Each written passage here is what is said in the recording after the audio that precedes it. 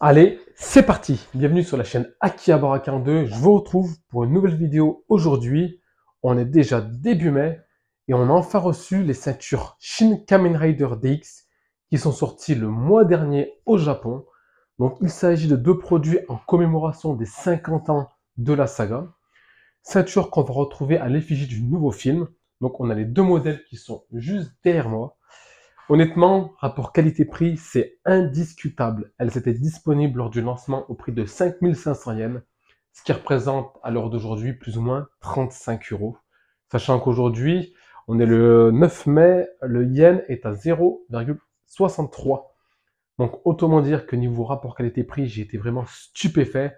La qualité de la Belle DX est vraiment du plus grand effet, sans pour autant être du modèle et du gabarit des CSM, les complètes sélection modification.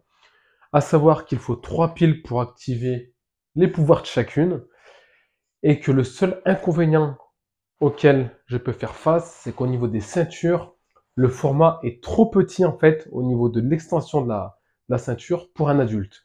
À savoir que des extensions sont en vente sur certains sites que je vous conseille d'acheter, et dans ce cas-là, on a affaire à un format réel. Elles sont disponibles en entreprise au prix de 55 euros pièce, donc c'est carrément pas cher. Profitez-en pendant que j'en ai, parce que quand j'en aurai plus, les prix vont complètement péter, sachant qu'il y aura les frais de douane à ajouter et les frais de dossier. À savoir que très bientôt, on va également recevoir du Kamen Rider Decade. Vous savez que je suis grand fan de la saga. Et on va voir justement les CSM. Donc on verra si oui ou non, pour le prix, on a de la qualité.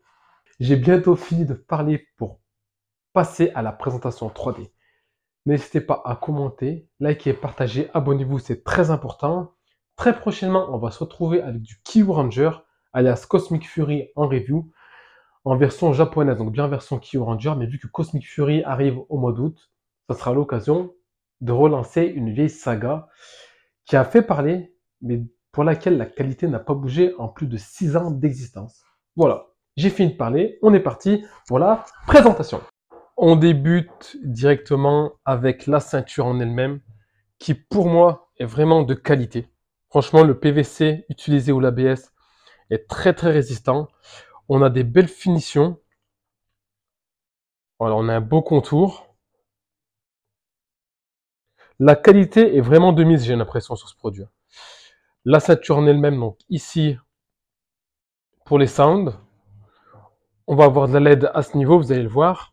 Le petit bouton on-off, le bouton d'activation. Les différents crans de la ceinture, donc ça c'est voilà, c'est un peu cheap, mais franchement pour le prix ça fait largement le taf. Par contre c'est un produit qui est robuste, on sent la qualité.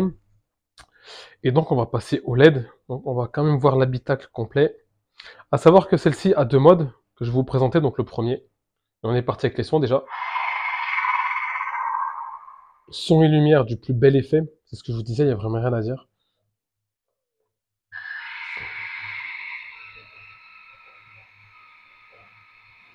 Ce qui est bien, c'est que ça vibre légèrement.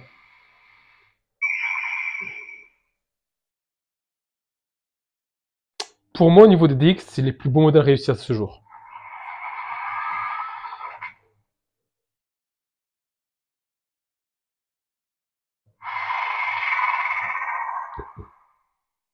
Et là, on va passer au petit bonus pour celle-ci.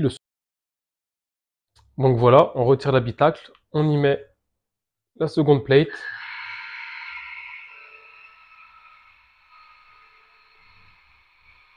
Et ça fonctionne toujours autant. Le son est de très bonne qualité, il n'y a vraiment rien à dire. Donc là-dessus, très satisfait de la première. On passe directement à la seconde. La seconde qui reprend le même modèle en fait, la même base avec un pen différent à ce niveau. Les tracés sont juste ultra réalistes. Là, on a plus ça à faire du produit pour adultes que du produit pour enfants. Pareil, la qualité elle est de mise, j'ai l'impression qu'ils sont vraiment appliqués sur ce modèle. L'intérieur est très robuste, on n'a pas affaire à du PVC cheap comme les Super Sentai. Elle fait son poids, à savoir qu'elle fait son poids, donc c'est ce qui est aussi intéressant. Pour le reste, tout est similaire, hein, le bouton on-off dessous, le bouton d'activation, et ben on est parti également.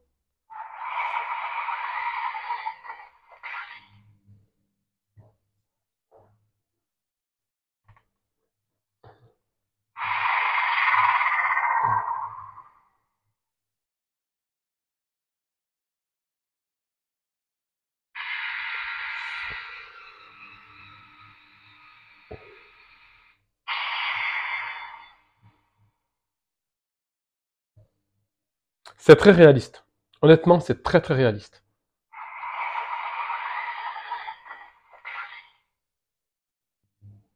Alors effectivement, elles ont beaucoup moins d'options que les précédentes belts qui sont sorties dans le commerce. Mais en termes de réalisme et de qualité, elles sont largement au-dessus. Alors, vous l'avez compris, personnellement, je suis conquis. Je valide ces deux produits, à savoir que la version CSM est en cours de production pour la première. La seconde, elle est déjà sortie. Effectivement, les CSM, c'est complètement le luxe, mais on est sur un prix complètement différent, car il faut compter dans les 500 € frais de port et frais de douane inclus. Sachant que celles-ci, pour le tarif, elles font très bien le taf. Je pense qu'elles seraient sorties à 150 ou 200 €, elles auraient également fait le taf. Donc, je dis merci à Bandai Namco pour leur réalisation. Voilà, j'ai plus rien à dire à part. Prenez soin de vous et à très bientôt sur la chaîne Akihabara 42. Merci de me suivre.